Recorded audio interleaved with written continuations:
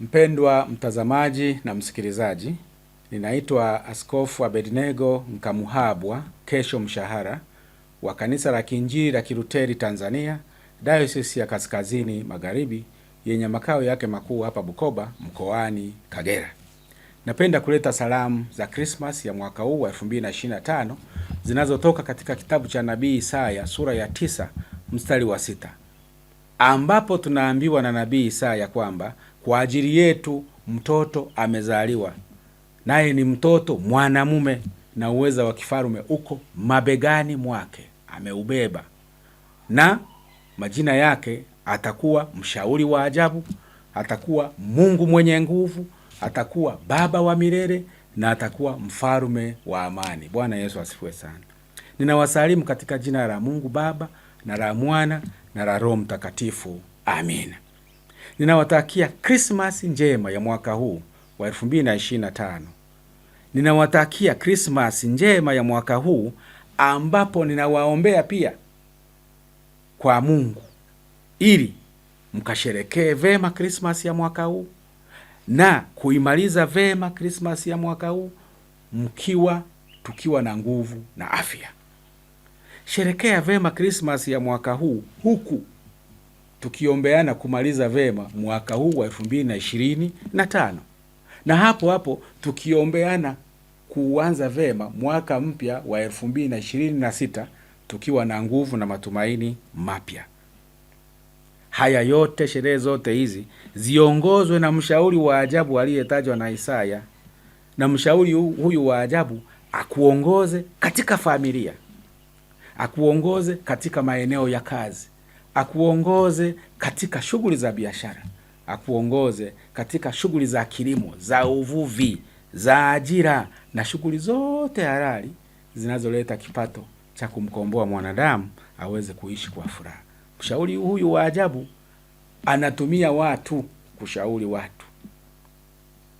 Anatumia wazazi, anatumia watoto wako, anatumia majirani zako, anatumia viongozi wenzako, anatumia hata raia wenzako kukushauri, anatumia viongozi wa ngazi mbalimbali, anatumia mahubiri ya viongozi wa dini kukushauri. Kwa hiyo huyu mshauri wa ajabu ndiye awe kiongozi wako na mshauri wa nguvu na matumaini. Huyu Yesu ambaye ni mfarume wa amani akupe amani ya moyo na utulivu wa moyo, akupe na amani ya maisha na upendo ambao ni kigezo cha mafanikio yote ya kimwili na kiroho. Huu upendo ukuondolee ubaguzi wa aina yoyote, uwe ubaguzi wa kidini uondolewe katika mawazo yako, uwe ubaguzi wa ukabila uondolewe katika mawazo yako, ubaguzi wa rika uondolewe katika maisha yako, ubaguzi wa kipato uondolewe katika maisha yako. Hapo ndipo tutakuwa na jamii ya watu walioinuliwa na mshauri wa ajabu, Mungu mwenye nguvu, mfarume wa amani. Kuzaliwa kwa Yesu kulileta mabadiliko makubwa ya kimwili na kiroho. Tukija kwenye upande wa kimwili, ni mabadiliko yaliyoleta imani na maisha yanayogusa maisha ya binadamu kwa ujumla. Angalia, hata namna ya kuhesabu miaka ilibadilika. Tukaanza kusema miaka kadhaa kabla ya Kristo, miaka kadhaa baada ya Kristo. Karne za mwanzoni baada ya Kristo, hata huduma za kusaidia wenye mahitaji zikaanzishwa rasmi. Huduma za diakonia, kusaidia watu katika habari ya afya, kugundua dawa na kutafiti dawa za kiasilia. Huduma za tiba zikaanzishwa na nguvu ya kanisa la mwanzo. Tafiti zinazohusu elimu na kuelimisha watu, kuwatunza kimalezi na kielimu zikaanzishwa na kanisa, kiasi kwamba karne ya 12 vyuo vikuu vikaanzishwa nchini Ufaransa, vikiwa na vitivo vikuu vitatu vya teolojia, sayansi na vile vile sheria. Teolojia, tiba na sheria. Teolojia, tiba na sheria. Teolojia, tiba na sheria vikaanzishwa karne ya 12 nchini Ufaransa chini ya kanisa la wakati huo. Kwa hiyo unaangalia kanisa lijishughulisha na maisha yote kwa msukumo wa imani. Hata maombi ya kuwataka wenye mali watozwe kodi ili kusaidia jamii yalitokana na kanisa.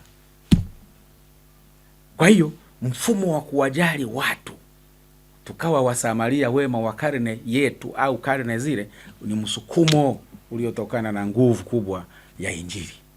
Mpaka tunakuja karne za kati hata za kisasa, kanisa liliweka nguvu ya maendeleo, nguvu ya kugusa maisha ya watu kimwili, kiakili na kiroho.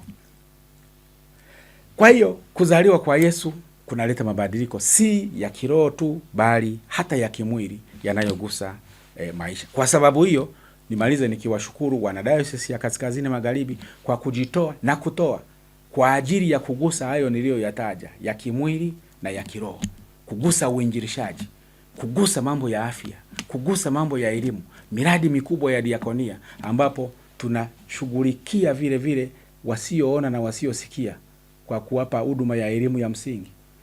Tunashughulikia watoto wa mitaani ambao walikuwa wa mitaani wakachukuliwa kwenye kituo na wameelimishwa, wamepewa huduma za afya na wengine wamerudishwa kwenye familia zao. Zaidi ya watoto 2000 wameisha hudumiwa.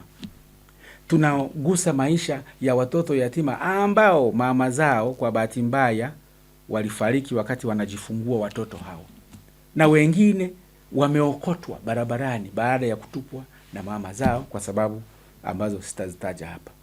Kwa hiyo kanisa linagusa maisha ya watu kwa sababu ya msukumo wa Yesu aliyezaliwa na kufanyika mwili ili wanadamu wawe angalau na umungu ndani yao.